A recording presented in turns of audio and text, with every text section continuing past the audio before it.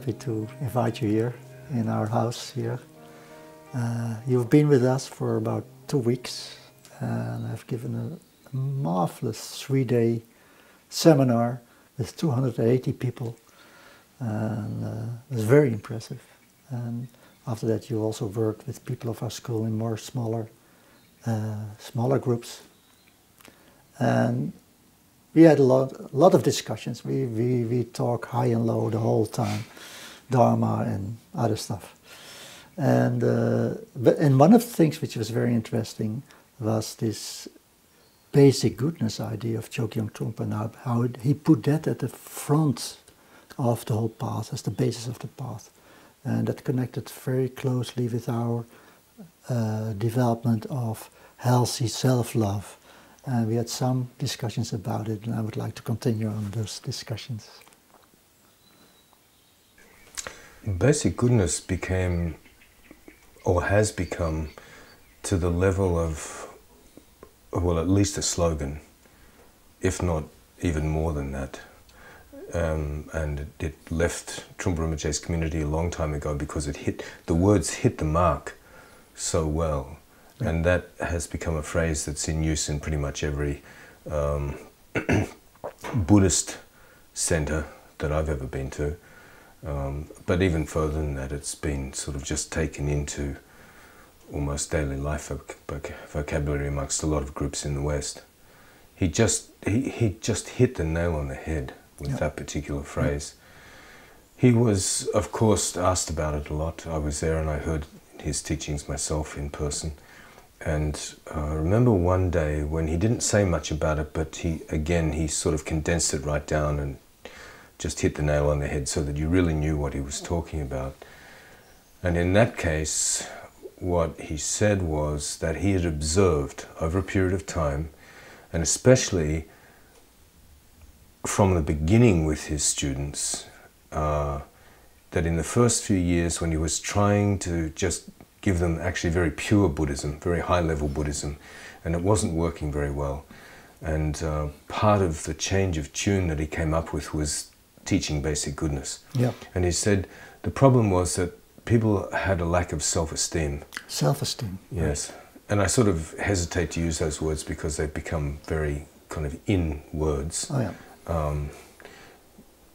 But it seems like he accurately got to the problem.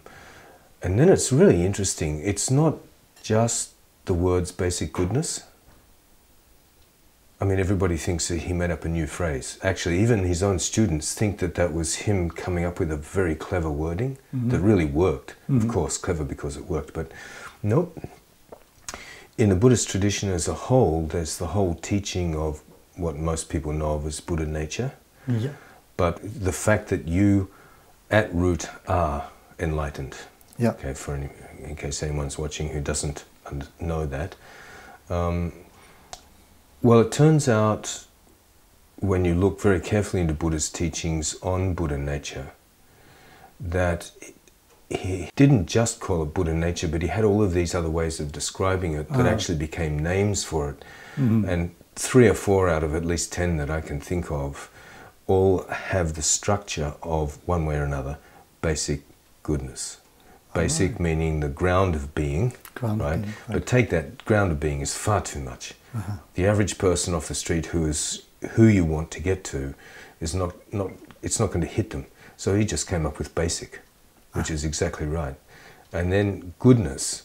Well, these names have in them very interesting ways of describing the supreme good quality of something which is your own enlightenment sitting there inside you.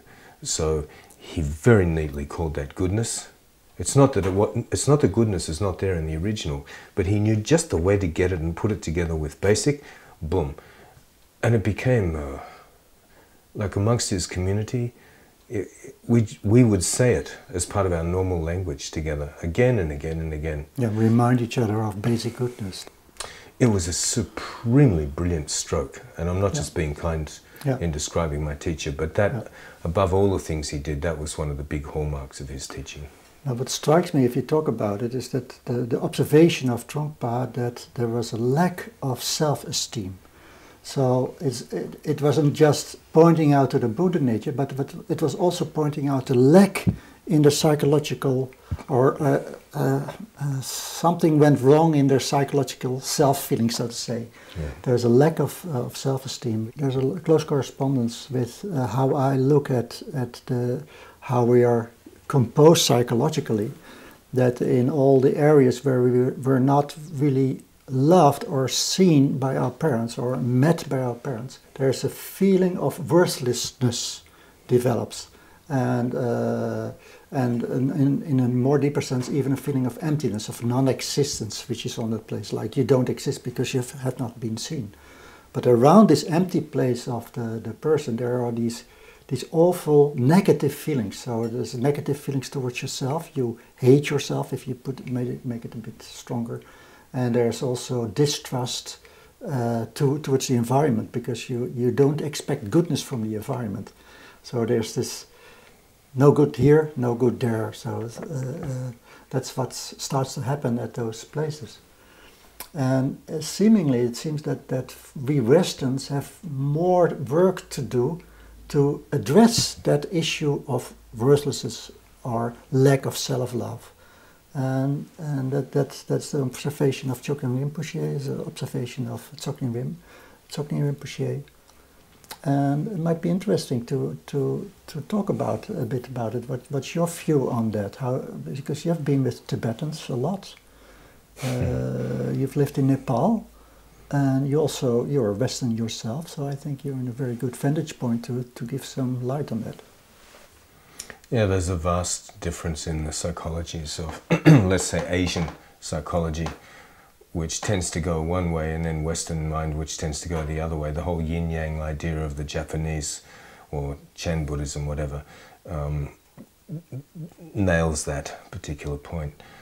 But what was interesting to me, I think this was answering your question or point, that what was interesting to me always, when Trungpa Rinpoche did talk about what was basic goodness, was that he'd introduce the idea, and then after that you didn't have to say anymore, because, oh, you're basically good, and everybody gets the idea very fast.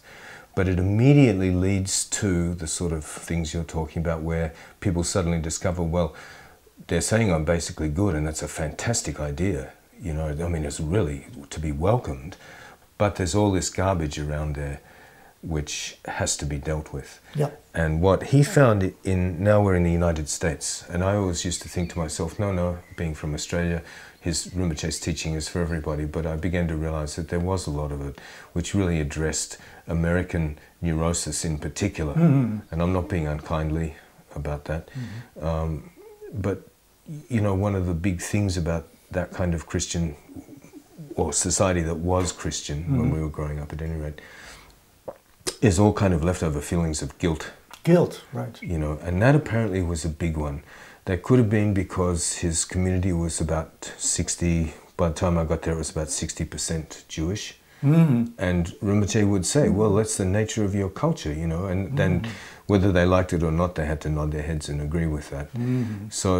So you have a component already. Large portion of the community is actually one particular cultural group. Yeah. So he nailed it for them, but it was true for everybody else too. Yeah. So you have this thing where, this is my observation of it, basic goodness set people's minds straight on the possibility that they're not basically bad. Yeah. And he used to talk about the whole concept of original sin that's presented in the Christian church, and say, you know, you don't have original sin. Yeah. Just, you don't have it. Yeah. But you do have basic goodness, and you rub those words together like that, and you have the doorway to a profound change. And then his method of making the change was just to teach basic Buddhist meditation. Yeah. But of course, they're doing that meditation within the field now of, I can actually let go of some of this guilt. Yeah. They open up. As they start to let go, their minds naturally become looser, lighter. Mm-hmm. And as we were talking earlier, in Buddhism you don't talk about self-love or self-compassion, but that kind of thing starts to happen. Your mind actually starts loving itself, which can be translated into you start loving yourself. So that's how he laid out the whole thing. Yeah, there are a couple of points which which I think have interesting connections. And one of the things you said is that if you start doing the practice, the love, so to say, comes by itself. It's not a deliberate act, but it happens by itself. And that's because you open up to your Buddha nature. The shamatha practices actually give a passage to Buddha nature. So the effective part of it is not just the deliberate part of giving love, but actually opening yourself, because that could be still part of the conceptual structure of the psyche, doing something. Mm-hmm. But there's a much deeper working, which is if you can open to the deeper and pure aspects of yourself, they start to have to influence you and change the basic feeling of who you are. And indeed, in the healthy self-love, we call it healthy because it's not so much that you try to make yourself give a good feeling to yourself. That would be all in the realm of conditioned working. And it might work to a certain aspect, but that's not the essence of what we're trying to do. What we're trying to do is exactly that this enormous beauty and richness of your being can actually be tapped, can actually be made workable for you. It's actually so close that you only need a very little thing. It can be shamatha, resting in nature of mind, but it can also be more an active directing your attention to the qualities which are there through visualization, some energy work. And then so you open this enormous reservoir of goodness, of beauty, of richness. So that's one thing, to open that up. The other thing is that you learn how you can be receptive to that, because the psyche is frightened. The psyche is distrustful to start with.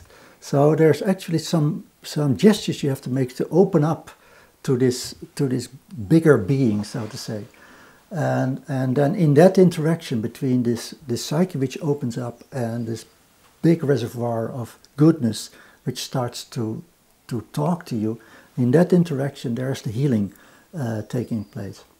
So healthy self-love is then actually another word you could almost say of a devotional, loving connection with the basic being, which is both you, but it's also much, much bigger than just you. So that's about the healthy part.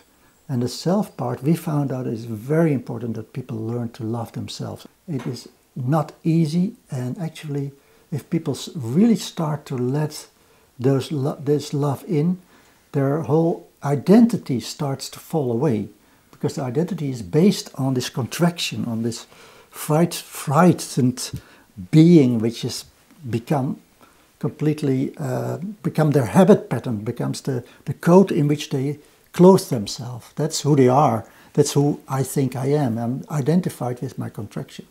So if this basic goodness touches me and this contraction starts to open up, it's not just being loved in a conventional thing, but it's losing my identity and learning to rest in a much wider sense of who I am. So. As you were talking about the first part of that, it occurred to me that there's something in the way that Trungpa Rinpoche taught the whole practice, which actually is a feedback loop. This never normally gets discussed, but somehow because of the way that you're presenting your material, it reminds me that this is actually present. And the way it works is something like, first you get introduced to the idea, or you even just hear the words basic goodness. You start to think, oh, wow, maybe I'm not so bad, or something like that. Just even the smallest little idea. Yeah. So then you go to one of the trainings, something, you learn how to do basic shamatha meditation. And in the way that he taught shamatha meditation, it's very much a journey of self-discovery. Mm-hmm. It doesn't have all the details of, okay, you do this and you'll get this, then you do this and you'll get this. It's very much, okay, you're going to find out about this. Just follow the simple instructions. But earlier in the piece, Rinpoche did talk about how you start to love yourself. Certain barriers start to fall away. But I realize what's going on there is that, as you said, there's basic goodness. Okay, people decide to do something because they have some kind of feeling that might be true. And then in this system, you do it, mind starts to fall away, but as it falls away, basic goodness itself is starting to open up as something that's actually there directly in your experience, as opposed to just a concept. And then you start to go, oh, wow, it's not just an idea, it's actually, I actually feel good. And then the next step after that, as this feedback continues, is that mind naturally stops disliking itself, hating itself, and then love automatically comes on the foot of that. So this is a interesting understanding. Thank you. Yeah. Yes. So there, and you mean the feedback loop is like the communication between the psyche, the old identifications, and this big vastness of your basic being. That's exactly what you call the feedback loop, right? Well, it's that first people have heard the word, so it makes it tantalizes them conceptually. So they're willing to come and learn meditation, and as they do it, but it's not just that the meditation is making them calm or whatever. It has all those supposed functions, because even the name is calm abiding meditation, but it actually opens them up a little bit. And then rather than having a meditation instructor or Rinpoche himself, whatever, saying, okay, you've been opened up a bit, all of that's left out. You sit there, you do it, you do it, and you do it, and your basic goodness becomes exposed by the practice. So then you go, wow, because it's actually happening. And then that gives more impetus towards keeping going, and you face up to all the rotten stuff that's coming up, and just as you pointed out. Because that is also, in shamatha you don't mention it, but it comes up because it's part of your nature. So if you're not standing in the way, it will come up. Exactly. And apart from, we do some shamatha as well, but we have also direct methods to go directly through it, not by just letting it reveal itself in a shamatha sense, but actually inviting it, so as to say, by already pointing our minds towards it, visualization techniques, etc. But what I actually wanted to say is that what strikes us is that just like Rinpoche says, basic goodness, and something in us knows, right on. And we have the same experience, and that's so fascinating, that this Buddha nature actually is very close to people, very easily accessible, and a lot of people just react directly. They come to School of Being Orienters and say, well, the way you say that I'm whole inside, that I'm not broken, that's another word for basic goodness, that caught my attention. And so there's what I'm trying to say, there's a very alive intuition of that in almost all of us, that we're not one who we have become, because that's usually quite miserable. But there's this beauty in us, and that doesn't get lost somehow. And if you find the words or the means to touch that wow, then you're talking. I think that's one of the revelations of Buddhism for Westerners. It happened quite early in the piece, in my memory, back around the 1970s, when Buddhism first started coming to, Buddhism first started coming to the West, and especially Tibetan Buddhism. And in the beginning, we would have this problem that we ourselves didn't know about our basic goodness. And even though there's all the good words about, well, you have the nature of Buddha inside you and all the rest, it's not quite so practical somehow. So we had a lot of conversations, myself, all sorts of other people. How do we get past this initial thing of, we believe in the teaching for some reason, but somehow it doesn't quite work for us? And the conclusion that would always come was one version or another of, you have Buddha nature inside you, but it's a very practical kind of thing. You could actually feel it in yourself somehow. Your teachers got through to you, you could start to feel it in your teachers, and you begin to realize, oh, that's the whole reason I'm doing this. And it's totally practical. It's totally practical, and practical means it's very close, it's very easily accessible. Yes. Right. Yes. It's not some abstract idea of enlightenment on the end of the road. It's the starting point. Right. I think there may have been a little problem with some of the early teachers, and I'm not blaming them in any way at all. They came from a country where people think one way into countries where people think the opposite way, sort of. But for a lot of people in the very beginning, somehow you couldn't get through to this kind of lightness and all the good qualities and everything. You couldn't get there. And it was often because the teachers, at least in Australia, they were teaching intellectually, because that was their system. And they didn't understand they could drop all of that and just sit down and have a really friendly conversation with their students and just embody the basic goodness that they actually really knew about practically. Also practically. Yeah. So it wasn't until people started realizing that they could and actually had to do that Buddhism actually started really working. Yeah. There were several years there in the beginning where it was a problem, and that was the conclusion in the end. Yeah. There was Trungpa Rinpoche standing up, and all the Buddhists in the world were listening for sure, because he hit the problem on the head, and he had the solution for it. Yeah. And your description of what your school is doing is very much in line with that. Yeah. The flip side of this is that if you start your work without this palpable contact with basic goodness, whatever you learn gets a neurotic base, which means practically also it's not really landed in your being. It's not down in your guts. It's like a mental construct which you need to keep up, and then you add all these things you learn on it, but it's only filling up your neurosis. It doesn't make you feel more at home with yourself, more at ease with yourself, and at ease with the world. It doesn't bring you to the point of connectedness with whatever is. Well, that fits right into what you were saying at the beginning about wind energy wind, whatever you want to call it, needing to be brought down, because Westerns have a terrible problem with their basic energy of their psychophysical being caught up. Yeah. And it should be down here in the navel. Yeah. So what we were all through that experience, the Westerners were trying to understand it from a very heady perspective. Yeah. And the teachers didn't realize that all they had to do was embody it. Yeah. I mean, they did in their own sweet way, but it wasn't. They didn't give the instructions. Huh? Well, it's like a linchpin, this particular thing we're talking about, it's the thing that holds it all together. And they didn't quite understand that we just needed their sweetness. I don't mean we needed their love, none of that. Same old story. Yeah. No, but I think it's not quite correct. We don't need a love, but we needed the insight that first we had to get down close to ourselves. We had to get past this guilt thing, past the self-hate, and land in our basic being, which is a very physical, energetic process as well. And that in itself is a whole teaching, by the way. I mean, it's a grand thing to land in yourself. It's not just an energetic thing. It's your whole lookout, your whole way of being changes. And that takes a lot of work, because, I mean, you can do this once, but it doesn't have an effect. It has to be a continual practice of landing in yourself, trusting actually. It's trusting your basic being, it's trusting being.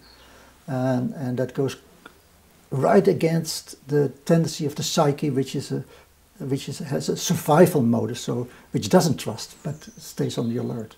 And then in the West, that's getting accelerated tremendously, and so we're off basis. We're not at home with ourselves, and I think that's the first thing we have to learn now. And it might have been less important for the Tibetans, because they're much more grounded generally than we are. For whatever reason, I mean, we can go into that, but their basic being is much more grounded. So the teachings, even if they would be intellectually, would land on a very different place than where it lands with us. So we need to do this work, but this work is not beginning work, because at the same time that your basic being has a connection with your enlightened mind. So actually, right from the start, you call it basic being or basic goodness or whatever. But it's very close to enlightened mind. So it's not like we postpone enlightenment till this thing is finished. But it's like you bring enlightenment right at the start in the form of this basic relaxation, getting close to yourself, loving yourself, getting more trust. We have, in my mind, actually just said exactly the same thing, which is very nice.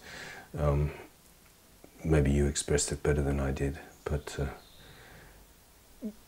the Buddhist path makes no sense if you don't have some sense of the fact that you've got this little golden Buddha inside you. But even leave out the words golden Buddha, that you've got this, that you are connected irretrievably with this kind of energy, which is just good. Yeah. And you don't have to feel bad about anything particularly. and that was the discussion that was going on in the beginning, again and again and again. How do we get past this problem? And it was because all we had to do was connect with that, but that's not so easy to do for Western mind, and especially these days with massive amounts of computer use, where all your energy goes up, you're here, into the screen, you're out completely, you're lost actually. So you not only have to come back in, but you also have to come back down, and then the work starts. So that's very important. So there's also a very practical side. Just practice, practice getting down again, getting landed again. That's big work also. That's hard work. That if you do the particular yogic exercises, that's not so easy for people. But anyway, that does seem to be the crucial point, that somehow people have to understand that they actually are not bad. They're not basically bad. They're basically good. And then if they're willing to do a bit of practice, however they're shown, then all sorts of gunk is going to come up, but still, it's okay, you're happy. You're good, as the Americans say, right? You're good. Yeah, you're good. Yeah. Thank you very much, Lama Tony, for this beautiful conversation and this meeting of minds which happened again and again with you. Thank you very much for your being with us at the school. Very, very happy to have been here with you, and as we talked many times now, I have a strong wish to come back and be with you some more. Yeah, we will. We'll get you here. Good. Good.